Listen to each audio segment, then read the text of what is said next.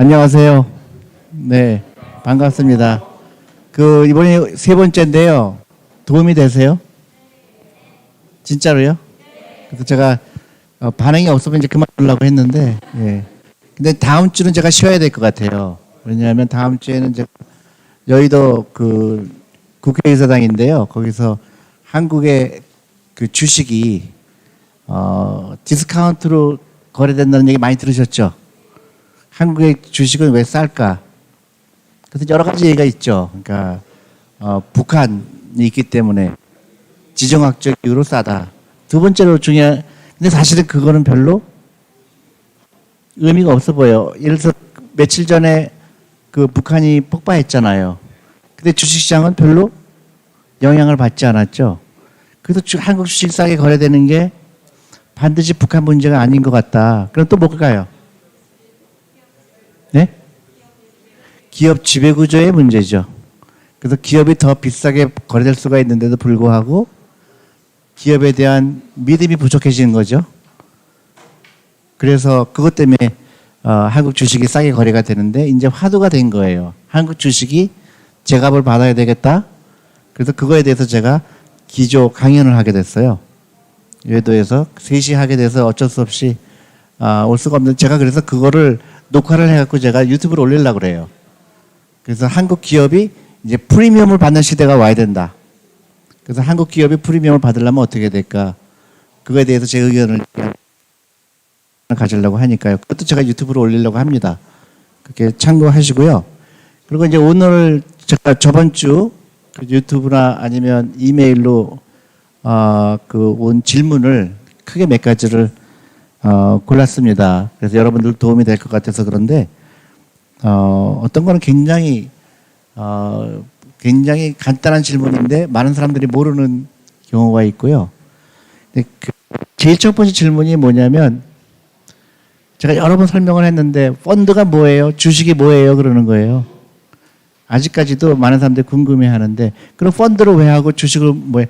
제가 주식을 해야 된다고 여러 유튜브나 그다음에 주식에 투자하지 않는 게 위험한 거다. 주식이 위험한 게 아니고 그런 얘기 하다 보니까 사람들이요. 특히 아이들 주식 계좌가 7만 개가 터졌대요.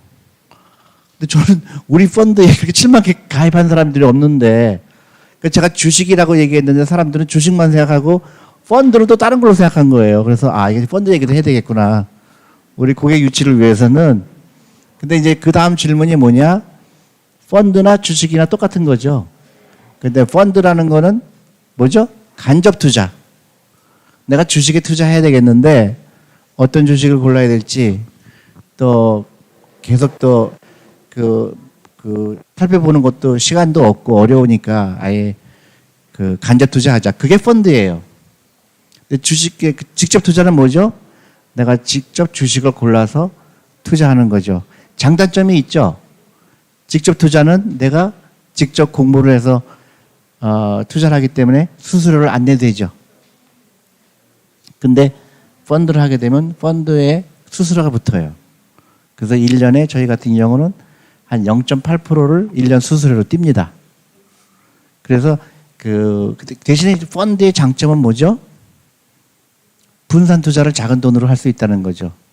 예를 들어서 뭐 아마존이니 여러분들 아마존이니 뭐 애플이니 그런 주식 보면 하나에 막 200만 원짜리도 있고 300만 원짜리도 있잖아요. 나는 매일 10,000원씩 투자하려고 그러는데 2만 원씩 투자하려고 할 때 개별 주식 사기는 힘들죠. 그 다음에 연구하기도 힘들고. 근데 이제 많은 사람들이 그래도 내가 직접 투자하고 싶은 사람도 있고 그렇게 질문을 합니다. 직접 투자가 좋아요? 간접 투자가 좋아요? 하는데 제 대답은 순서가 있다고 생각을 해요. 저는 펀드부터 투자해야 된다고 생각합니다. 왜냐하면 한국에 좋은 제도가 있죠. 그게 뭐냐? 연금저축 제도라는 게 있죠. 들어보셨죠?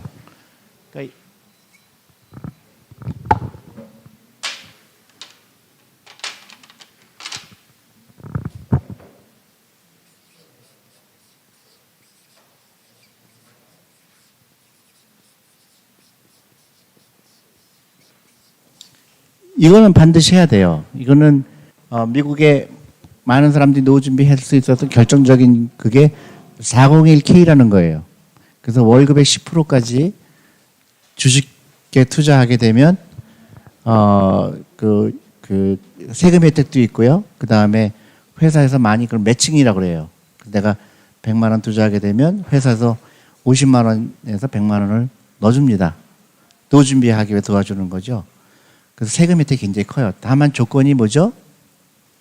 60세까지 못 찾게 돼 있고, 그 다음에 그 금액이 한계가 있죠. 그렇지만 많은 사람들이 그것 때문에 노후 준비가 된 겁니다. 한국에 비슷한 제도가 퇴직연금이 있고요. 이거 연금저축펀드라는 제도가 있어요. 이거 너무 좋은 거예요. 1년에 400만 원까지 투자가 갈 수가 있어요. 더 이상 하고 싶지 못합니다. 그러면 내가 세금 공제 혜택이 있죠. 그러면 1년 후에 60만 원 정도, 60에서 65만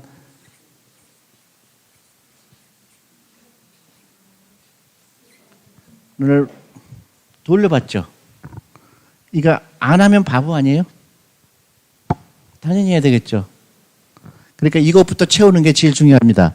이걸 채우려고 그러면 어떻게 되죠? 하루에 커피만 안 마셔도 되죠. 하루에 10,000원이면 1년에 400만 원 채울 수가 있죠. 특히 젊은 사람들은 이거는 무조건 채워야 됩니다. 아시겠죠? 그 주식 투자하기 전에 이 연금저축펀드를 가입하는 게 훨씬 유리하죠.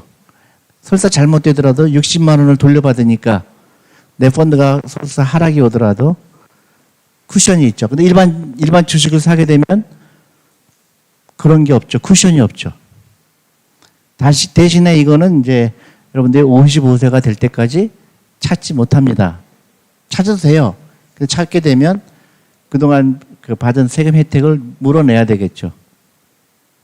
아시겠죠? 그러니까 주식에 투자하기 전에 이거는 반드시 해다. 그 다음에 이제 이거는 모든 사람이 할 수가 있는 건데요. 이제 직장을 가진 사람들한테 또 굉장히 좋은 제도예요. IRP라는 제도가 있어요. IRP라고 들어보셨어요? 갖고 계세요? 메리트가 없어요? 메리츠가 없어서 제가 설명을 드릴게요. 맞아요. 이거는 메리츠에서 가능합니다. 근데 IRP라는 거는 300만 원이 더 추가가 돼요. 이걸 똑같은 세금 혜택을 주는 거예요. 그러니까 400만 원도 채우고 내가 여유가 더 있다? 그럼 300만 원을 더 추가로 할 수가 있는 건데, 메리츠는 자산운용 회사라서 그 라이센스가 없어요. IRP로 운영할. 그래서 저희가 여러분 포스증권이라고 들어보셨어요? 옛날 펀드 온라인 그 회사랑 저희랑 같이 캠페인을 하고 있어요. 이거를 우리는 그거를 못 받지만은 포스증권에 계좌를 틀어서 우리 그 메리츠 그 상품을 살 수가 있다. 그렇게 지금 하고 있습니다. 왜냐하면 포스증권은 온라인으로 하기 때문에 수수료가 월등하게 싸기 때문에 그 두 개를 다 할 수 있는 좋은 기회가 되죠. 그럼 700만 원까지는 무조건 여러분들 채워야 됩니다. 그 전까지는 주식하면 안 되죠. 너무 유리하기 때문에. 그리고 노후 준비할 때 최고의 수단인 겁니다. 그러고 나서 여기 남으면 주식에 투자하는 거예요. 아시겠습니까? 그러니까 주식을 해야 되느냐, 펀드를 해야 되느냐, 그거는 여러분들 초이스지만, 나 같으면 세금 혜택을 받는 이건 먼저 채우고 나서 투자를 해야 된다고 생각하는 거죠. 오케이. 또 하나는 이제 저번 주에 받은 질문인데요. 여러분들 주식 투자할 때 그런 얘기 많이 들었잖아요. 목표가라는 거 있죠. 목표가. 그래서 목표가에 그런 타겟 프라이스라기도 해요. 그러니까 내가 어떤 주식을 사려고 하는데 이 주식이 예를 들어서 5만 원에 거래가 되고 있는데 나는 이 회사가 7만 원 가치가 있다고 생각한다. 그죠? 그렇게 충분히 생각할 수 있죠. 그 7만 원 되면 어떻게 해야 돼요? 팔아요? 어떻게 생각해요? 갖고 있어야죠. 근데 저는 그 한국의 많은 사람들이 목표가가 되면 팔아야 된다고 생각을 하는 거예요. 목표가라는 거는 이 회사의 가치를 내가 어느 정도 측정하는 거지 목표가가 갔을 때 파는 게 아닙니다. 근데 한국에서는 팔으라고 잘못 생각하고 있는 거예요. 주식은 여러 번 얘기했죠. 갖고 있는 건데요. 예외 조항이 있어요. 파는 예외 조항이 있는 겁니다. 내가 이거는 평생 갖고 가려고 했는데 팔아야 될 때가 온 거예요. 근데 많은 사람들이 주식을 사자마자 팔 생각하죠. 5만 원에 사갖고 7만 원 되면 팔아야지. 그죠? 그건 굉장히 잘못된 투자 방법이죠. 5만 원에 산 거는 내가 이 주식을 5만 원에 산 이유는 내가 10년, 20년 갖고 있다가 보니까 50만 원이 될 것 같다. 100만 원이 될 것 같다. 그래서 투자하는 거예요. 우리가 어떤 사업을 시작했을 때도 똑같은 마음으로 시작하지 않아요? 내가 예를 들어서 커피숍을 차렸다. 그러면 20% 벌려고 커피숍 차리는 거 아니죠. 이게 커피숍이 잘 되면 1호점도 내고 2호점도 내고 3호점도 내서 나중엔 엄청난 부를 창출할 수 있다고 생각해서 하는 거죠. 주식도 마찬가지인 거죠. 그 어떤 회사의 주식을 사서 고른다는 거는 그 회사의 가치가 오랜 기간을 거쳐서 성장해서 가치가 높아질 거다. 시가총액이 커진다고 얘기도 하죠. 그래서 투자하는 거죠. 근데 그래서 목표가에 대해서 사람들이 나는 좀 신기하게 느껴졌어요. 목표가가 되면 무조건 파는 걸로 생각이 들어서 그건 아닙니다. 주식은 20% 벌었다고 파는 게 아니고요. 20% 손해봤다고 손절매하는 게 아니죠. 마스크를 다 쓰고 계시기 때문에 제가 말에 동의를 하는지 안 하는지 전혀 모르겠어요. 눈동자만 봐갖고는 이게 좋아하는 건지 싫어하는 건지 모르겠어요. 동의하시면 끄떡끄떡 하세요. 예? 네. 그 다음에 또 하나 질문이 되게 재밌습니다. 주가가 오를 때는 리츠가 별로이지 않나요? 부동산은 안 되고 리츠를 권하시는 이유는 뭔가요? 처음에 첫 번째 질문, 주가가 오를 때는 리츠가 별로이지 않나요? 저는 그건 동의하지 않죠. 그거는 상관성이 없죠. 여러분들 리츠가 뭔지는 아세요? 리츠가 뭔지 몰라요? 그러니까 리츠라는 건요, 펀드예요. 주식형 펀드, 주식과 같은 펀드입니다. 근데 부동산에 투자하는 거예요. 그래서 부동산에 투자해서 월세를 받거나 아니면 운영하는 수수료를 받거나 아니면 부동산에 관련된 돈을 빌려주는 회사에 투자하거나 다양하게 부동산에 관련된 부동산이나 아니면 회사에 투자하는 펀드입니다. 그래서 리츠라는 거는 그래서 보통 리츠가 상장이 되어 있는 경우가 많고요. 저희가 리츠 펀드는 전 세계에 상장된 리츠 펀드를 사서 운영하는 펀드예요. 질문에 보니까 부동산은 안 되고 리츠를 권하시는 이유가 뭡니까? 저희가 리츠 펀드가 있거든요. 그리고 왜 리츠 펀드 팝니까? 그 질문인 것 같아요. 부동산은 하지 말라고. 나는 부동산은 가능한 한국에서 특히 상가는 하지 말라고 하거든요. 그래서 부동산과 리츠의 차이점은 이런 겁니다. 저희가 리츠 펀드를 만든 이유는 부동산은 여러분들이 부동산을 사서 예를 들어 서울의 어떤 지역에 부동산을 샀죠. 그럼 여러분 샀을 때 뭘 기대하고 사죠? 그죠? 월세를 기대하고 사죠. 그 다음에 또 뭐를 기대해요? 가격이 올라갈 거를 기대하죠. 근데 만약에 내가 한국의 부동산을 너무 많이 갖고 있는 게 위험하다고 한 이유는 내 재산의 80%가 부동산에 있는 거예요. 즉 한국이.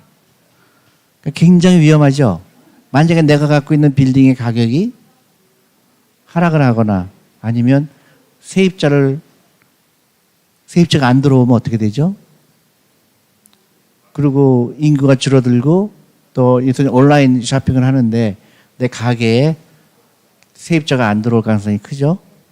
그리고 내가 세입자를 직접 만나야 되고 또 세입자가 돈 안 내면 골치 아프고, 그죠?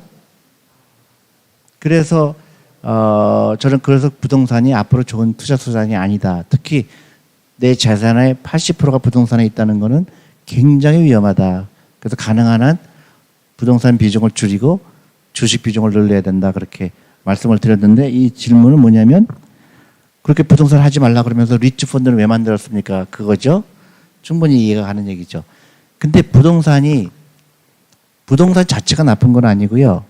부동산 중에서도 여러 부동산이 있죠. 예를 들어서 상가가 있고 또 뭐 호텔도 있고 다양하죠. 근데 내가 예를 들어서 어느 지역에 부동산 하나를 갖고 있으면 굉장히 위험하지만 내가 상가 갖고 있고요. 또 물류센터도 갖고 있고 병원도 갖고 있고 그러면 나는 훨씬 더 안전하죠. 그게 리츠 펀드예요.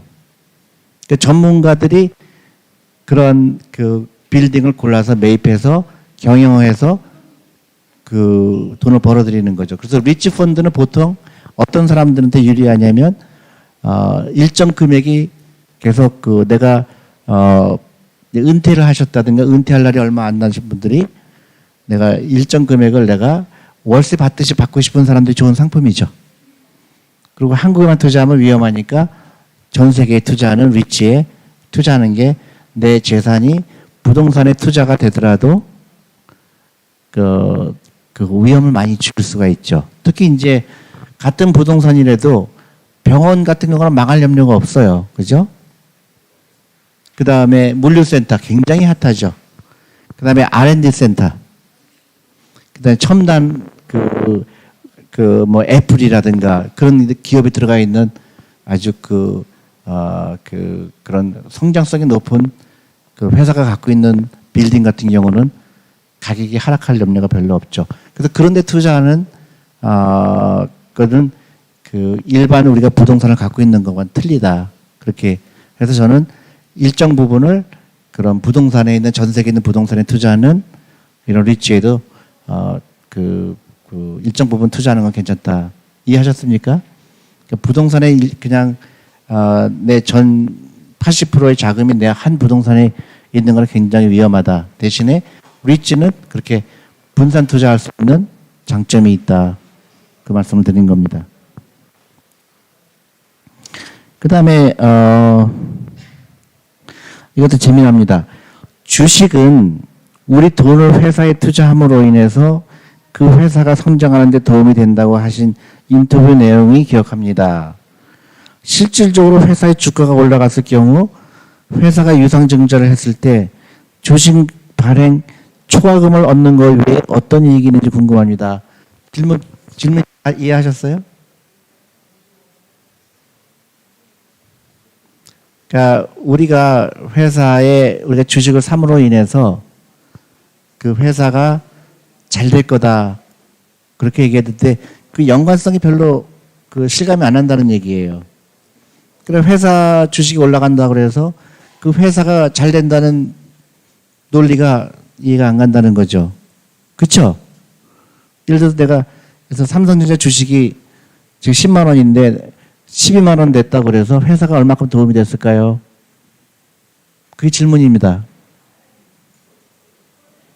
여러분 어떻게 생각하세요? 정말 그렇게 생각하세요? 이게 이 회사가 만약에 더 성장을 하고 싶잖아요.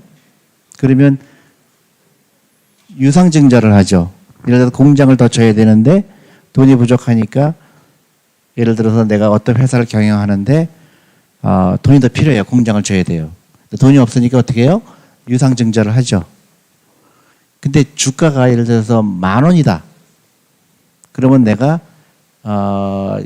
계산을 해보세요. 10,000원인데 내가 공장 짓는데 만약에 1,000억이 필요하다. 그러면 10,000원 곱하기 몇 주를 해야 되겠죠. 그 주식을 발행해야 되겠죠. 근데 만약에 주가가 20,000원이면 어떻게 될까요? 똑같은 주식을 발행하는데 반만 발행해도 내가 1,000억을 얻을 수가 있죠. 다시 얘기하면 내가 자금 조달 비용이 주가랑 아주 밀접하죠. 이해가 되시겠어요? 다시 얘기하면 예를 들어서 내가 갖고 있는 주식에 회사가 발행함으로 인해서 지분이 대주주가 가졌을 때 지분이 예를 들어서 1,000억을 얻기 위해서는 예를 들어서 10%의 지분을 발행해야 되는데 가격이 만약에 2만 원이면 10%가 아니라 5%만 발행해도 똑같은 1,000억을 얻을 수가 있죠. 회사 입장에서는 주가가 높은 게 훨씬 유리하죠. 그래서 그 자금 조달 코스트 오브 캐피탈이라고 그래요.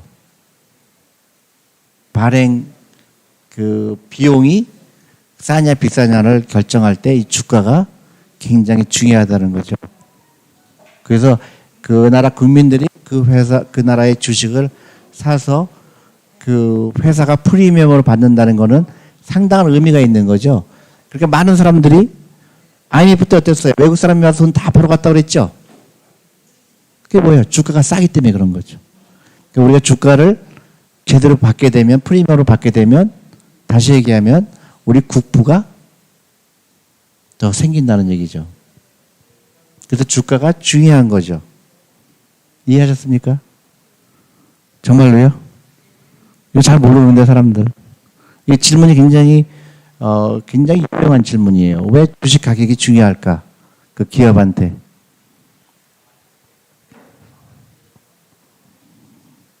그리고 또 하나 질문은 갖고 싶은 기업, 돈을 잘 버는 곳에 투자하라고 하셨는데 객관적으로 한국보다 미국에 그런 기업들이 많은데도 한국이 싸다고 사라고 하는 건 결국에 트레이딩 하라는 거 아닌가요? 전 질문 이해가 안 가요. 돈을 잘 버는 회사에 투자해야 된다. 그거 맞죠? 근데 왜 미국 기업만 돈을 잘 번다고 생각하죠? 한국 기업도 돈 잘 버는 회사 많죠. 그 다음에 또 중요한 게 뭐죠? 한국 기업을 사야 되느냐, 미국 기업을 사야 되느냐. 돈을 잘 버는 회사에 투자하는 건 맞죠. 그 다음에 뭐가 중요하죠? 가격이죠. 가격이 싼 거죠, 한국 주식이. 아까 얘기했듯이 디스카운트로 거래되는 게 많고, 그 다음에 한국 사람들이 한국 주식에 대해서 이렇게 다 외면하잖아요. 미국 주식을 사려고 하고 한국 주식은 안 좋다고. 그때 훌륭한 투자는 한국 주식을 살까요? 미국 주식을 살까요? 두 개 다 사죠. 그죠? 분산하는 거죠. 근데 그렇게 일방적으로 생각하는 게 굉장히 위험하다는 거죠. 미국 주식은 괜찮고 한국 주식은 나쁜 거다. 뭐 그렇게 일방적으로 하는 게 아니라 이것도 사고 저것도 사는 거라는 거예요. 아시겠습니까?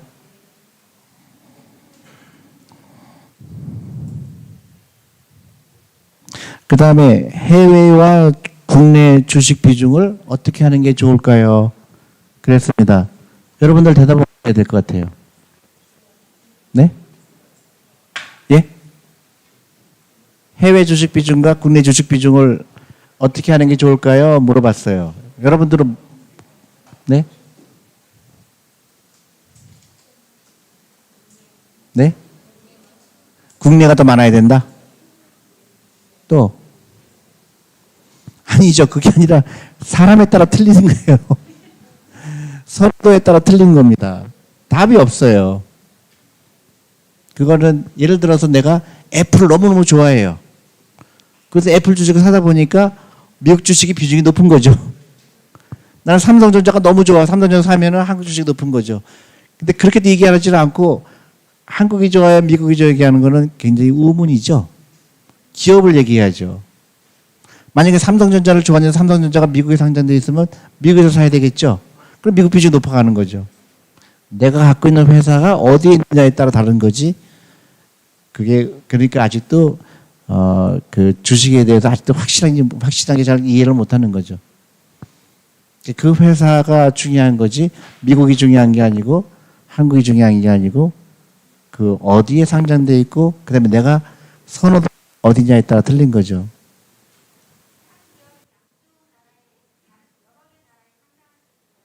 그렇죠. 그게 예를 들어서 그 일본에도 상장하고 미국에도 상장하고 근데 이제 한국 같은 경우에 삼성전자가 미국에 상장돼 있어요. 그거 잘 사람들이 모르죠? 상장돼 있어요. 그걸 ADR이라고 그래요. ADR. 그게 American Depository Receipt이라고 그래요. 어떻게 되냐면 직접 상장이 아니고 미국에서 많은 사람들이 삼성전자를 사고 싶어 해요. 그래서 어떻게 하냐면 삼성전자 주식을 담보로 해서 미국에서 그 담보물을 상장시킨 거예요. 그래서 시간이 틀리잖아요. 한국은 한국 시간이 있고 미국은 미국 시간이 있잖아요. 그래서 미국에서 그 ADR이라는 걸 살 수 있는 그런 길이 있어요. 그러니까 이제 한국의 포항제철도 있고 그 대기업들이 미국에서 살 수가 있죠. 그 너무 깊이 들어가는 거고, 근데 그런 게 이제 그 하나의 방법이고, 아예 또 상장을 하는 경우도 있어요. 미국에서 상장하고 한국에서 상장하고. 그럼 뭐가 생길까요? 그 다음 질문으로. 네? 환율 차이. 다 계산이 돼야 가격이 결정된 다 반영이 되죠. 더 중요한 거는 그 아비트러저라고 그래요. 아비트러저라고 그래요. 그 뭐냐면 뭐 A라는 회사가 한국에서 상장되어 있는데 가격이 10,000원이에요. 어저께 10,000원에 끝났어요. 근데 미국에서 그거를 계산해 봤더니 9,000원에 거래가 되고 있는 거예요. 그러면 내가 이거를 팔고 그걸 사면 10%만큼 내가 그걸 아비트러지 게인이라고 그래요. 그는 똑같은 주식을 갖고 내가 그 차익을 노리는 그런 것도 있고요. 재밌죠, 주식이. 그래서 하나하나 사람들의 머리가 좋아지기 시작하는 거예요. 이런 방법도 있고, 사람은 그 필요가 있으면 발명해내잖아요. 그러니까 주식이라는 거를 인간이 발명한 건 굉장한 거예요. 주식의 오너십이잖아요. 주식의 지분을 사고 팔 수 있게 만든 것도 신기하고, 그거를 또 전 세계에서 그거를 시장에서 또 그거를 상장을 하고, 그런 과정이 엄청나죠. 근데 한국에서는 주식 투자하지 말라고 가르치죠. 그러니까 얼마나 뒤쳐져 있는 거예요. 그러니까 주식 투자를 안 하는 거는 굉장히 위험한 거죠. 그래서 한 살이라도 빨리 하는 게 중요한 겁니다. 손자들, 이런 어린 학생들 되게 굉장히 중요한 거죠.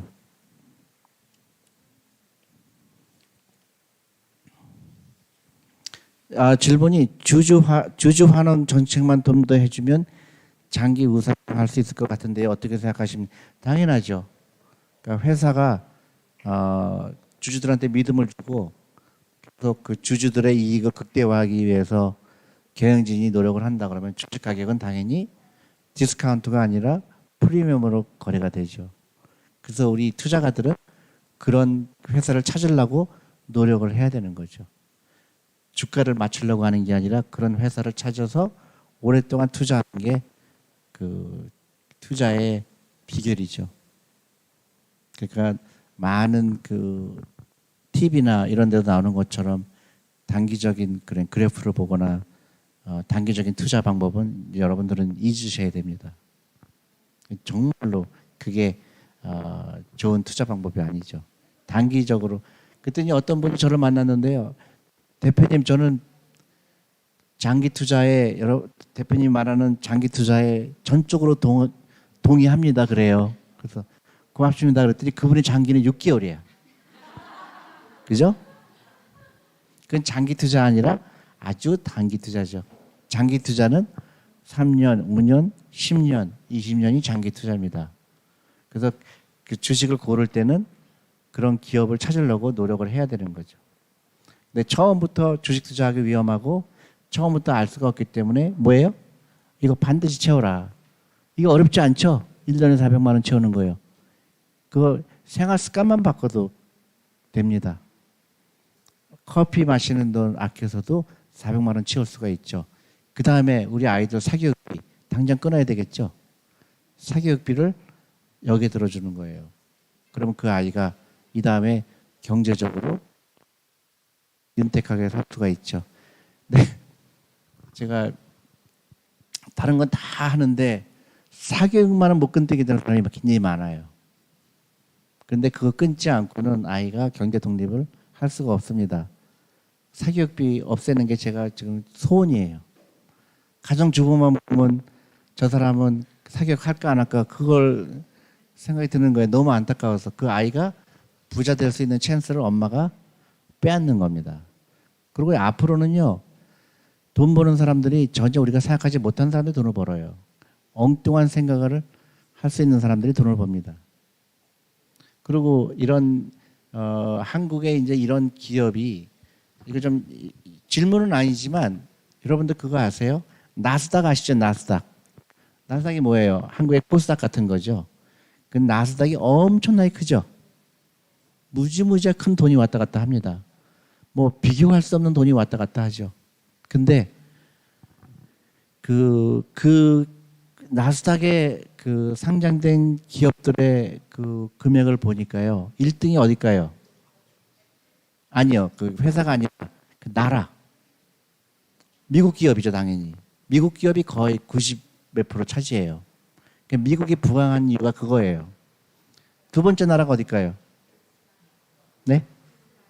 어디? 이스라엘. 아니에요. 2등은 아니에요. 3등. 이스라엘은 3등이에요. 2등이 어딜까요? 중국이에요. 일본은 어딜까요? 한 90등 해요. 한국 몇 등일까요? 뭐 일본하고 비슷해요. 예. 그게 한국의 현실이죠. 그래서 우리나라 교육이 지극히 잘못됐죠. 우리나라 같이 이렇게 영리한 사람들이 창업을 해서 나스닥에 가야 됩니다. 나스닥에 가면요. 돈의 그 단위가 틀려져요. 다 조 단위예요. 이번에 그 줌 하잖아요. 줌. 그거 타이완 사람이 미국 가서 그 중국인가요? 중국 사람인가? 타이완이 아니고 중국 사람인가 보다. 비자가 다 여러 번 그 거절당했어요.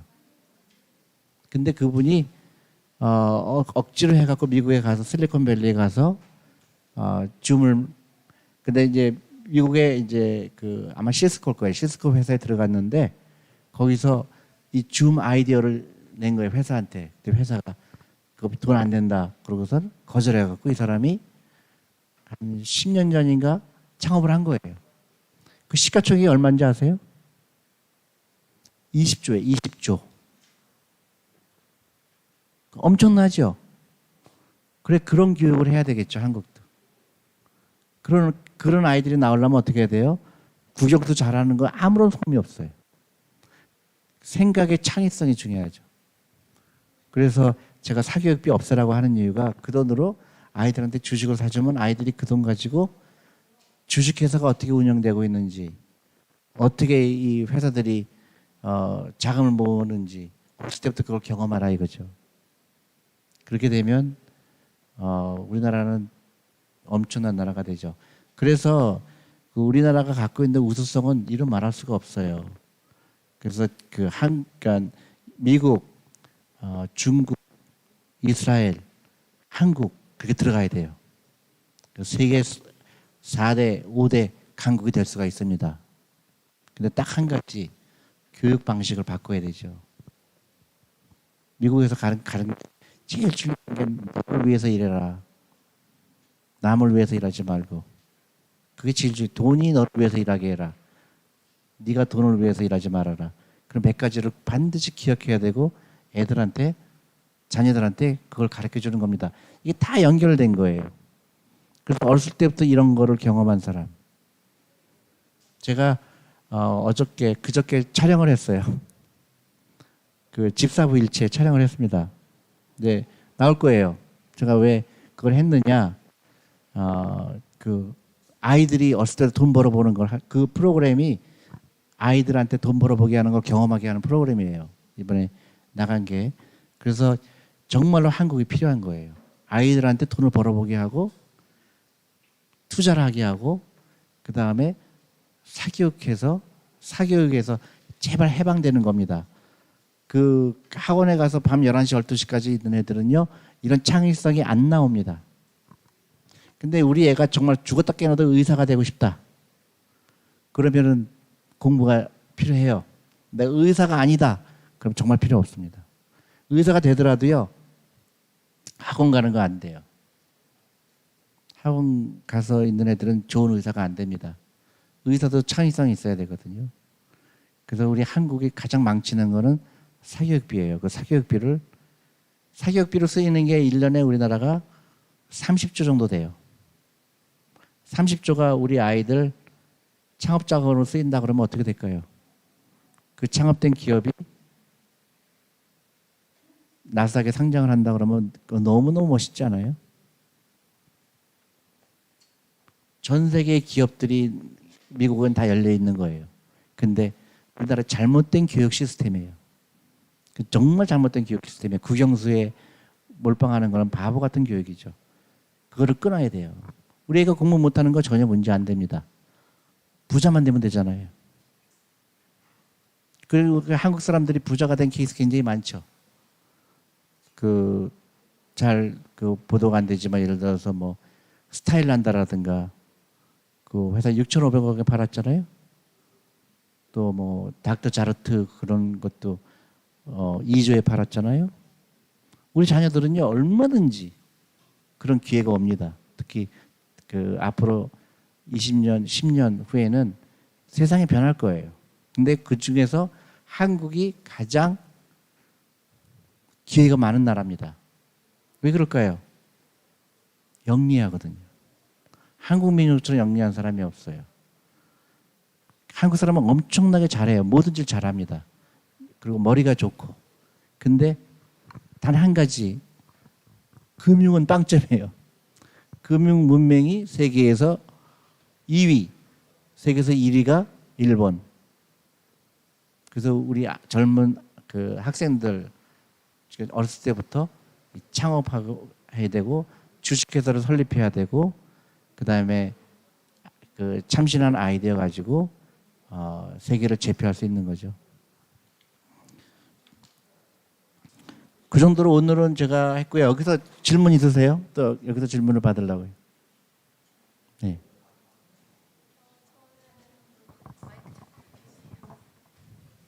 저는 양주 옥정고등학교 2학년 학생인데요. 양주? 네. 양주면 어디죠? 동두천 쪽. 동두천? 네. 멀리서 오셨네. 네. 학교 안 가고 어떻게 왔어요? 학교 갔다 빨리. 빨리 왔어요? 네. 오케이. 근데 제가 학교 경제 동아리 부장이거든요. 어떻게 해요? 경제 동아리 부장.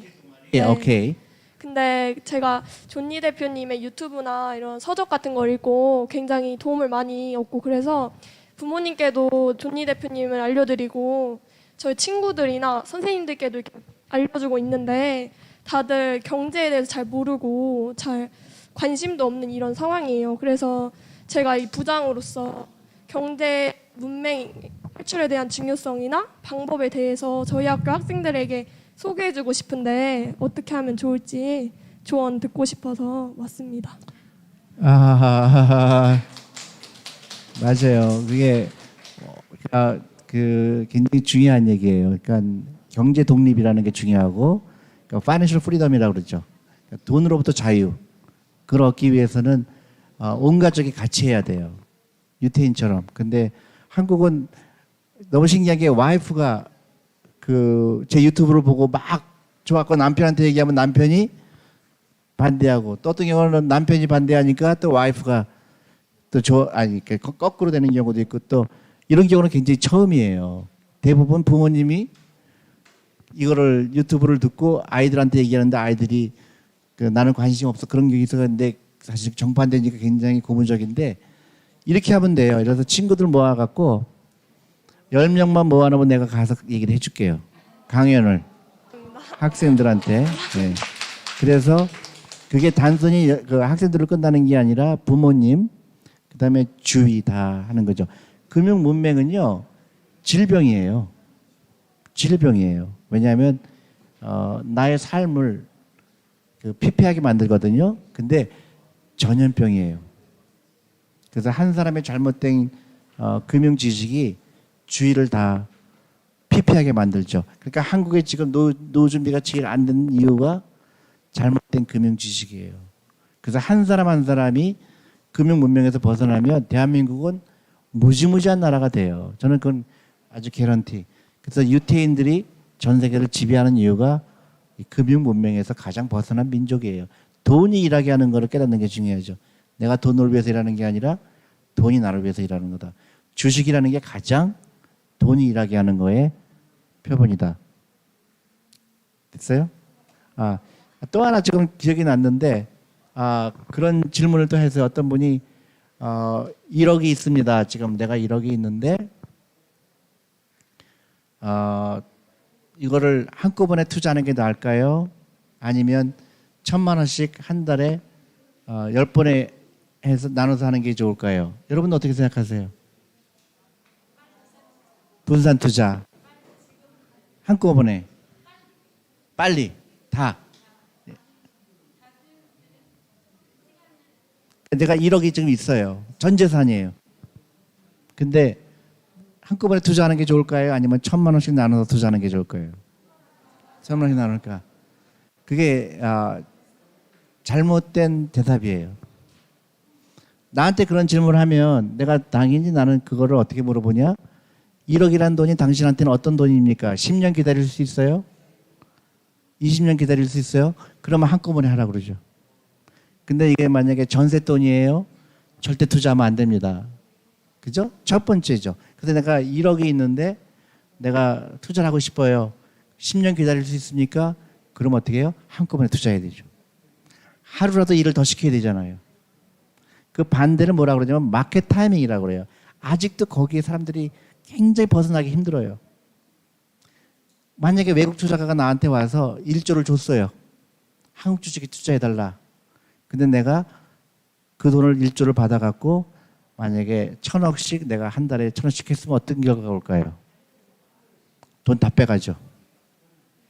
아니 너한테 내가 1조를 투자하라고 줬는데 일을 안 시키고 한 달에 1,000억씩만 시킨다는 게 너무 말도 안 된다. 그죠? 이 돈의 그 성격이 중요한 거예요. 내가 만약에 10년 기다릴 거라 그러면 하루라도 빨리 일을 시켜야 되죠. 근데 변동성이 있죠. 만약에 내가 한꺼번에 투자하지 않고 한 달을 기다렸으면 더 좋아질 수도 있죠. 예를 들어서 주가가 폭락을 했어요. 그러면 내가 안 한 게 너무 다행이겠죠. 그게 그때부터 주식 가격을 맞추려고 하는 노력이 들어간 거예요. 그걸 마켓 타임이라고 합니다. 그걸 맞출 수는 없어요. 다만 내가 주식에 투자한다는 건 내 돈이 일을 시작하는 거가 시작됐다는 겁니다. 그래서 똑같은 걸 가지고 사람들이 틀린 거죠. 내가 주식에 투자하는 거는 지금 투자해서 10년 후에 10배 혹은 5배, 이제 100배예요. 근데 지금 20% 손해보고 20% 이익 보고 상관이 있어요, 없어요? 없죠. 근데 거기에 벗어나지 못해요. 너무나 잘못된 금융상식을 갖고 있었기 때문에 두려운 거예요. 그 변동성에. 변동성에 두려워하면 훌륭한 투자가가 못 됩니다. 주식 가격은 변하게 돼 있는 거고 상황에 따라 변하게 돼 있는 거죠. 그 주식 경제 동아리라고 해서 그러는데 제가 대학교에 주식 동아리에 많이 제가 가서 강연을 했어요. 내가 질문을 많이 해요. 주식 투자 얼마큼 하고 있어요? 놀라운 대답을 받아요. 주식 투자 안 해요. 그런 사람이 굉장히 많아. 그게 좀 마음이 아프죠. 주식 동아리조차 주식 투자하지 않는 한국의 그 주식의 변동성을 두려워하는 사람들. 나는요, 그러니까 주식을 갖고 있다는 것 자체가 너무너무 흐뭇한 거예요. 이 주식이 나를 부자로 만들 거기 때문에. 근데 주식 가격이 폭락을 하면 나는 더 사요. 그 회사가 좋은 걸 알기 때문에. 꾸준히 사는 거예요.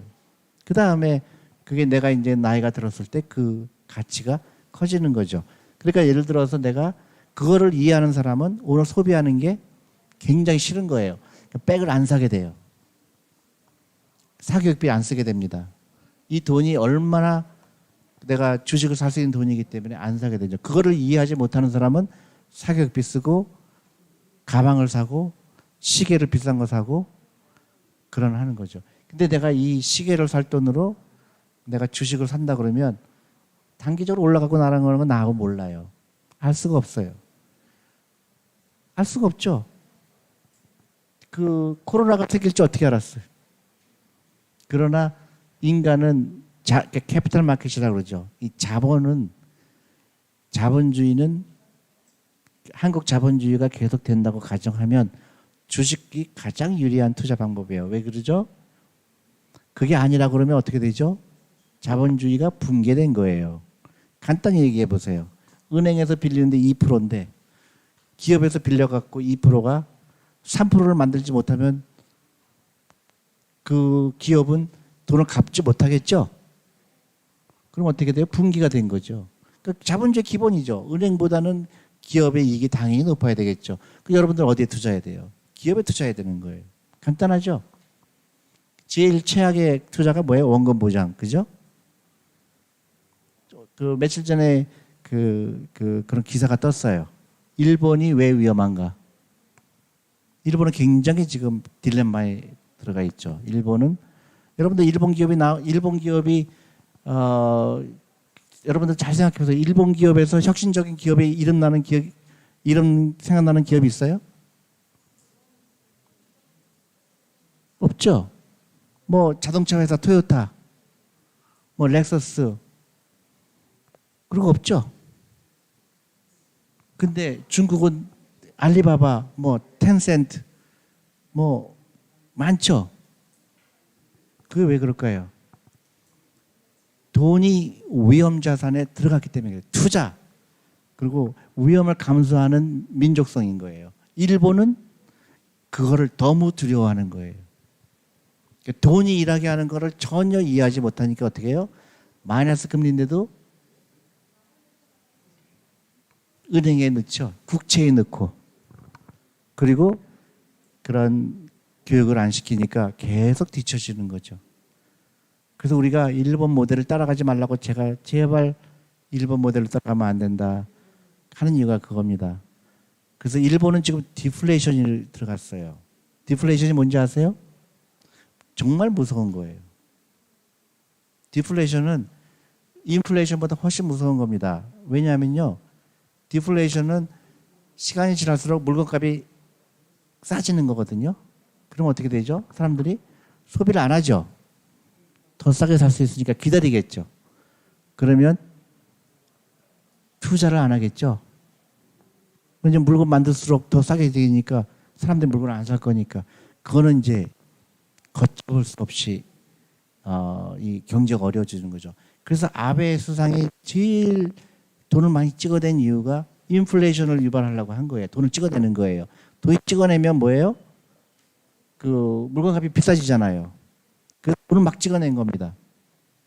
인플레이션 생기라고. 근데 디플레이션으로 그래도 들어가는 거예요. 왜 그럴까요? 주식에 투자해서 새로운 기업이 나오는 거가 이제 작동을 안 하는 거예요. 아무도 위험을 택하려고 하지 않는 거예요. 한국이 그렇게 되고 있는 거예요. 한국이 아이들한테 뭐라고 가르쳐요? 안정된 거 가르치잖아요. 최악의 교육이죠. 우리 아이들 중에서 빌리어네어가 나와야 되고 그게 한 명이 아니라 10명, 20명 나오면 이스라엘 같이 되는 거예요. 이스라엘은 그 전 세계 인구의 0.2%예요. 근데 그 나사에 가면 그 이스라엘 회사가 엄청나게 성공하죠. 근데 한국 사람들은 이스라엘보다 더 똑똑한데도 불구하고 잘못된 교육을 받고 있는 거예요. 국영수는요 다 기계가 할 수 있는 거예요. 기계가 하는 거를 우리 아이들이 그걸 연습을 하고 있는 거예요. 그 기계를 만드는 일을 해야 되겠죠. 구글이 그 통역도 하잖아요. 그러니까 그런 구글을 만드는 사람들이 나와야 되는 거죠. 그러려면 어떻게 되죠? 지금의 교육 방식하고는 완전히 파기를 해야 돼요. 애들은 놀려야 돼요. 놀아야 내가 이런 얘기하면요 막 아들을 귀를 막아요. 엄마가 저거 듣지 말으라고. 공부를 못하는 게 상관이 없다. 그렇게 얘기하는 거죠. 한 10분 남았는데도 질문 있으세요? 네. 네.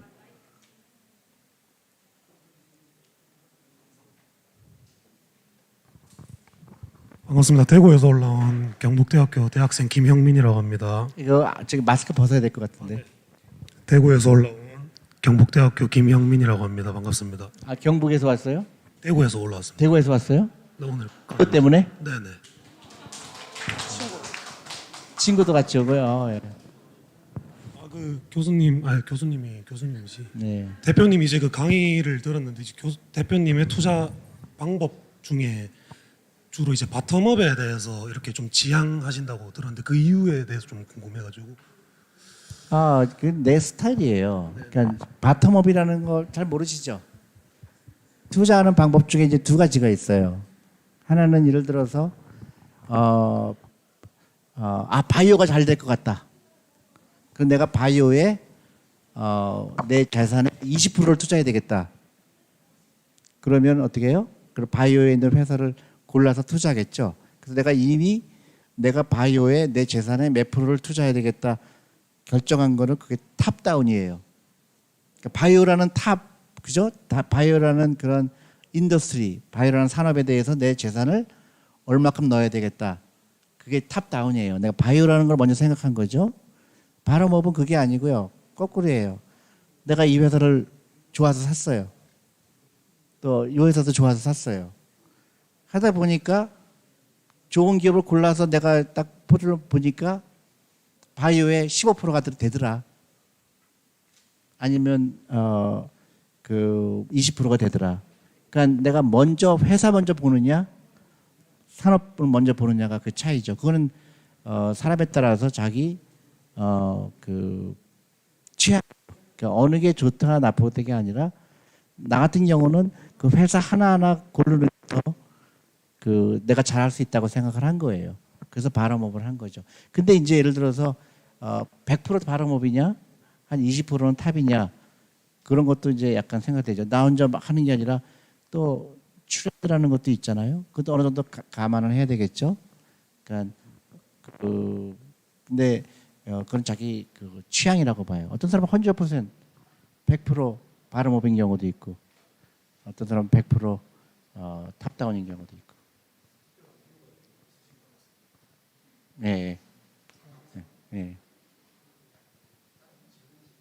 네. 네. 연금저축계좌가 보통 1,800만 원까지 납입이 가능한데 보통 소득공제는 400만 원, 그다음 IRP 300만 원 하면 나머지 1,100에 대해서 나중에 연금을 개시했을 때 보통 다른 것들은 1,200만 원 이하일 때 3.3%에서 5.5%의 연금 소득세를 내는데 소득공제를 받지 않은 1,100에 대해서는 그러면 연금 소득세를 내지 않고 받을 수 있는 건지, 그다음에 보통 주부들이나 아이들도 보통 연금저축 계좌를 가입을 하면 이런 분들 같은 경우 소득공제를 만약에 하나도 받지 않았다 55세에 그때 개시를 했을 때는 연금 소득세 하나도 없이 연금을 받을 수 있는 건가요? 연금 소득세가 정확하게 보통 3.3에서 예, 5.5%까지. 그러니까 700만 원까지는 세 공제를 받은 하니까 거예요. 굉장히 그게 크죠. 네. 근데 이제 그 다음에 1,100만 원에 대해서는 그 세액공제는 아니지만 거기서 생기는 이익을 55세까지 이연할 수가 있는 거니까 그 세금이 낼 거를 뒤로 가는 거니까 그 이익이 있는 거죠. 그러면 세금은 없이 연금 세금이 있죠. 근데 똑같이? 나중에 내는 거죠. 5점. 네, 나중에 내는데 그게 굉장히 유리하죠. 세금 낼 돈으로 나를 위해서 투자를 한 거거든요. 세금을 내고 끝나야 되는데 그 세금 낼 돈이 나를 위해서 돈이 불려지고 맨 마지막에 내가 탈 때 그 세금을 내니까 굉장히 유리하죠. 근데 소득공제를 받지 않은 사람과 받은 사람이 그럼 나중에 똑같이 낸다는 얘기인가요? 연금 탈 때. 그러니까 세액 공제를 못 받죠. 내가 세금 낸 게 없으면. 그런데 아니 안 받아도 왜냐면 반강제성을 두고 만약에 55세까지 내가 찾지 않겠다. 근데 왜 또 주부다. 그렇게 할 수 있잖아요. 네네. 그랬을 경우에도 연금 소득세를 내는지. 나중에 연금 받을 때. 아니요. 그 이익에 대해서만 이익에 대해서만 세금 안 낸 거를 내죠. 예. 소득세는 없죠. 예. 근데 제가 왜 1,100만 원에 대해서 얘기를 안 한 거냐면 많은 사람들이 주식 투자하고 싶어 하잖아요. 그러니까 그 사실 700만 원 하기 쉽지 않아요. 월급쟁이들이. 그래서 700만 원 무조건 채워라. 그다음에 또 개별적으로 사고 싶은 주식이 있을 거 아니에요. 내가 바이오에 어떤 뭐 예를 들어서 내가 속한 분야에 게임을 굉장히 좋아하는데 이 게임 주식 사고 싶은 것도 있잖아요. 그런데 일단 이거 채우고 하라는 거예요. 그리고 더 여유가 있으면 1,100만 원 채우는 게 좋죠.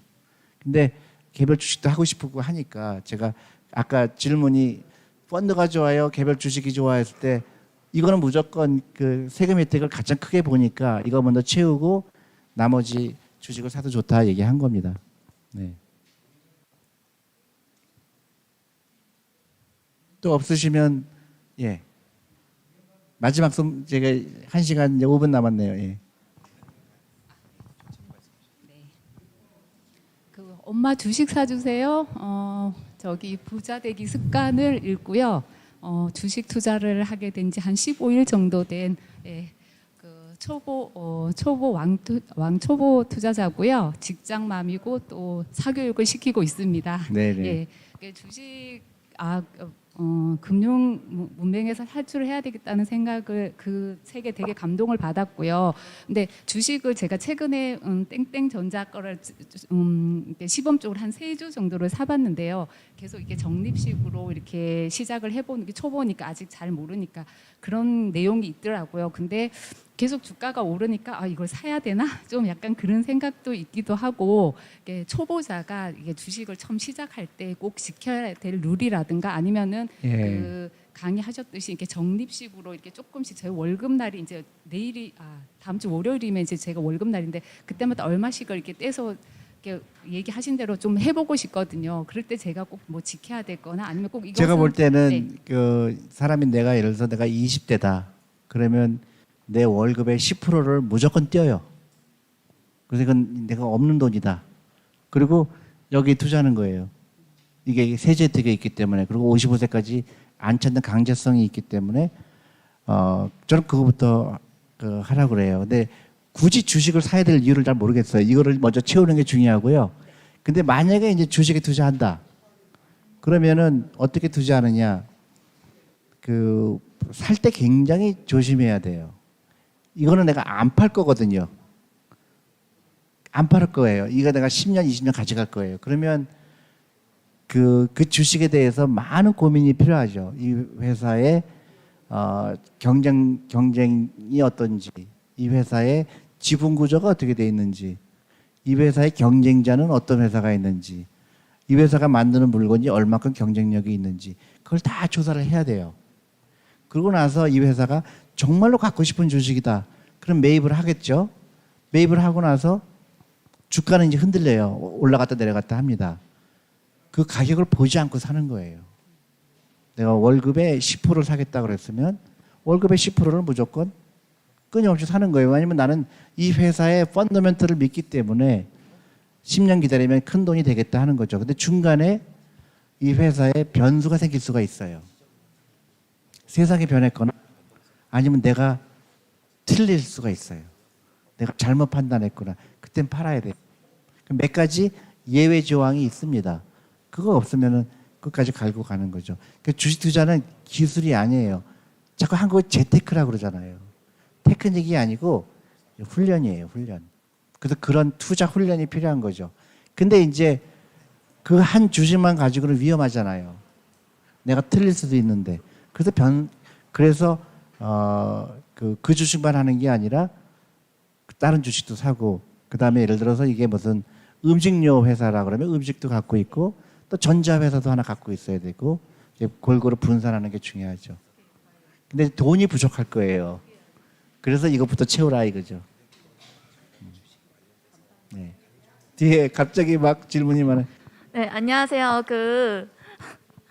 저희가 대학생인데요. VC 입장에서 펀드 제안서를 써왔습니다. 시간이 좀 걸릴 것 같은데 혹시 잠깐 5분만 내주셔서 저희 펀드 제안서를 검토해 주실 수 있을지 여쭤보고 싶습니다. 지금요? 네. 펀드 제안서? 네.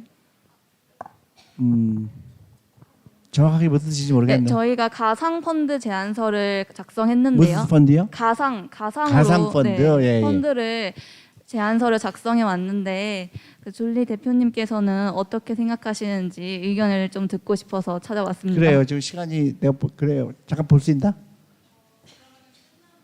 아니 끝나고 하고 싶어요? 아니 지금 하고 싶어요? 끝나고 하면 되겠죠. 예. 네, 감사합니다. 네, 그래요. 시간이 다 됐는데요. 오늘은 이걸로 마치고 다음 주는 아까 말씀드린 대로 한 주 쉬고요. 또 그 다음 주 목요일 날 여기서 뵙도록 하겠습니다. 네. 네, 감사합니다. 방금 대표님께서 말씀하셨다시피 다음 주 목요일 오후 5시에 진행 예정이었던 존니 대표님의 Q&A 세션은 내부 사정으로 취소되었고요. 그 다음 주 목요일부터 다시 재개될 예정이오니 그동안 질문 있으신 분들은 유튜브 댓글, 커뮤니티 댓글로 남겨주시기 바랍니다. 남겨주신 댓글을 토대로 대표님께서 일부 질문들을 선별하여 답변 드립니다.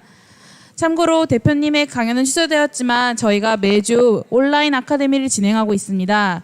온라인 아카데미 일정은 메리츠 자산운용의 카카오 채널, 인스타그램, 페이스북, 그리고 유튜브, 마지막으로 홈페이지 통해서 확인 가능하시고요. 오늘 저녁 밤 10시 반에는 많은 분들이 궁금하시는 연금 저축에 대해서 저희 펀드 매니저와 저희 직원들의 직접 경험담을 들려드리면서 조금 더 쉽게 이해를 도와드리도록 하겠습니다. 그리고 이번 주 토요일 밤 10시 반에도 지난주에 이어서 저희 메리츠 자산운용의 직원들이 조금 좀 사적인 저희가 어떻게 이 회사를 들어오게 되었는지, 이 회사에서 저희가 어떤 것들을 배워 나가고 있는지에 대해서 좀 재미난 담소를 나누는 시간을 마련했습니다. 그것도 참석 부탁드리고요. 저희 메리츠 펀드 스토어 같은 경우에는 평일에 방문이 어려우신 직장인분들 그리고 가정이 있으신 분들을 위해서 주말도 영업을 진행합니다. 토요일, 일요일 오전 9시부터 오후 5시까지 영업을 하오니 뭐 주니어 펀드 계좌 개설이라던가 펀드 상담이 필요하신 분들은 주말에도 방문 가능하시고요. 그 외에 북촌과 저희 송파 스토어는 평일에 오전 9시 그리고 송파 스토어 같은 경우에는 오후 8시까지도 운영을 하오니 직장인 분들께서는 퇴근하시면서도 오셔서 상담 받으실 수 있습니다. 네, 감사합니다.